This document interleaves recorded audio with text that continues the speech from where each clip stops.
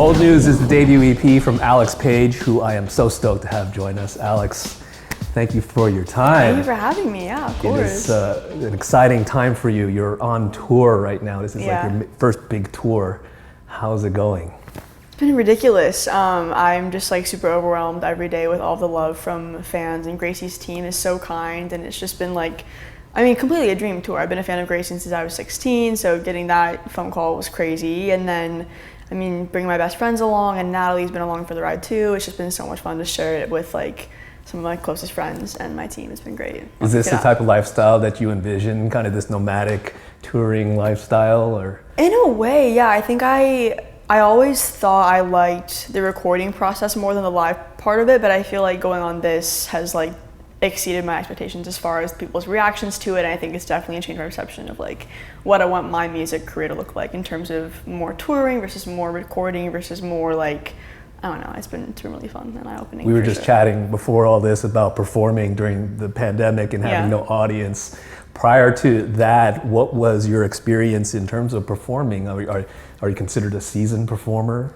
So I went to an arts high school, and that was kind of where I got my start on stage. And I came in as a super stage fright freshman and had no idea what to do and how to move on stage and stuff.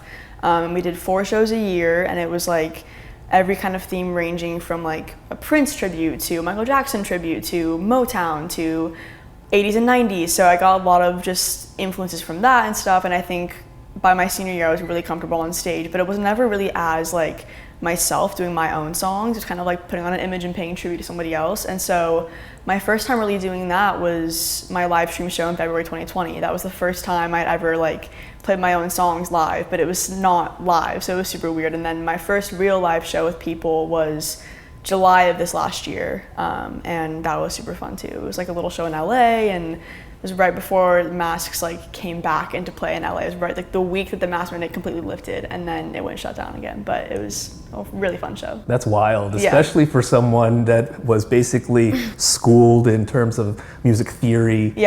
And the science of it all. And now it's like, okay, you're done. Go off on your own, and you're trying to craft things that you want people to relate to, but then also, how am I going to present myself? Totally, Are you still figuring that out?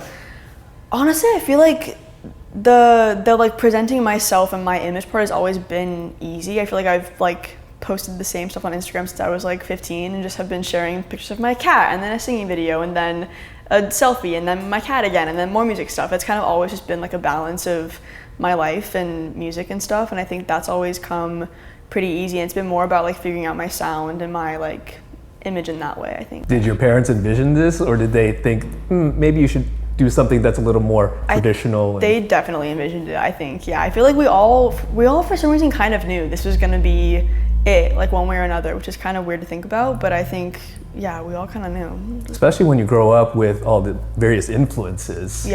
Taylor Swift that people talk about, Phoebe Bridgers, and then you get exposed to what your friends are listening to, and then all of a sudden you stumble upon Regina Spektor and all these other amazing artists. And at an art school, like that's just the playlist sharing there was like ridiculous, and the crossovers, and it was so much fun. So is it fair to say that you probably learned more from the community of people and what they exposed you to? Well, and it was perfect timing for me to start songwriting, because it's like you're in high school and you're taking music theory lessons and learning songwriting techniques, and also like falling in love for the first time and having breakups. It's like the perfect time to start applying that and like figure out what you want to say. So it just all was really good timing, I think. And then at the same time, figuring out who Omar Apollo is and Phoebe Bridgers is, and like all these artists that you suddenly have access to, was just like a huge moment of mine, like sophomore year, I think, for sure, when that all happened. Can you pinpoint a song, a number of songs that really stood out to you in Stranger in the Alps? Oh my gosh, yeah, definitely.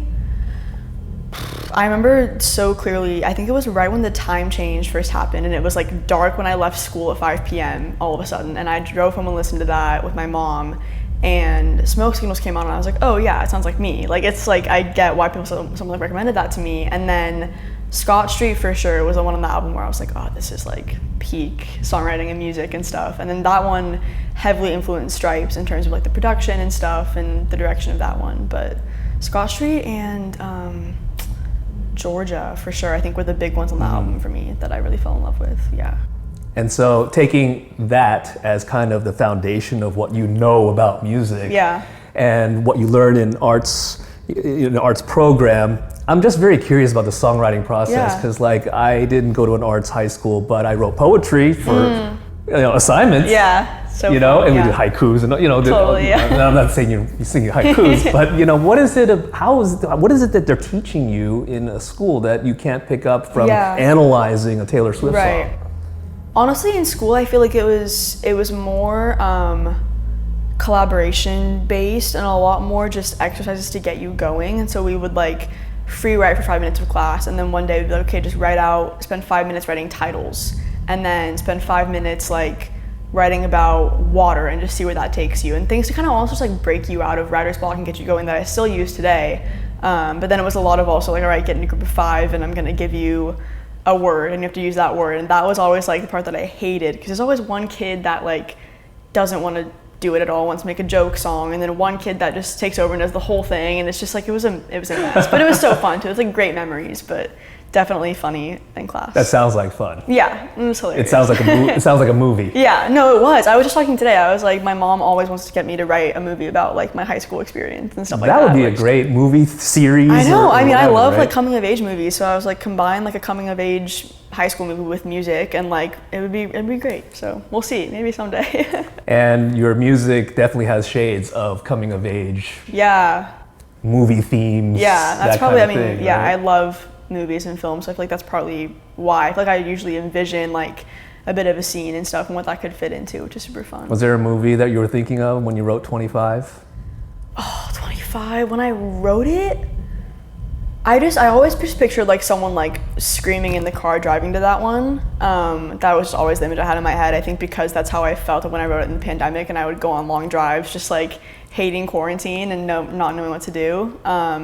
Once I had like written it though, and we had the song done and we're going to film the music video, I watched Donnie Darko by recommendation of my music video director, and I could so see it fitting in that one based on like, it's about like time travel and stuff, and I think going from like the past to the present to like imagining the future really fits in that, and it's like kind of a dark movie, and I don't know, that one definitely stuck on my head as like... Especially the projection of the future. Yeah. Exactly. It's crazy to be singing that like at a show and think like, I am playing shows now, and it's crazy. Maybe in 5 years this could be like a bigger show, and like, it's just wild to think about. It's going to be crazy in 5 years when you sing it when you're 25. Yeah. We all got tattoos in Nashville. Also, the whole team got 25 tattoos. So That's on my body forever. So wow. With June Gloom, you just talked about Scott Street, and then you have a shout out to that, and then also Springsteen. And so how easy was it to write that song? I feel like that so natural.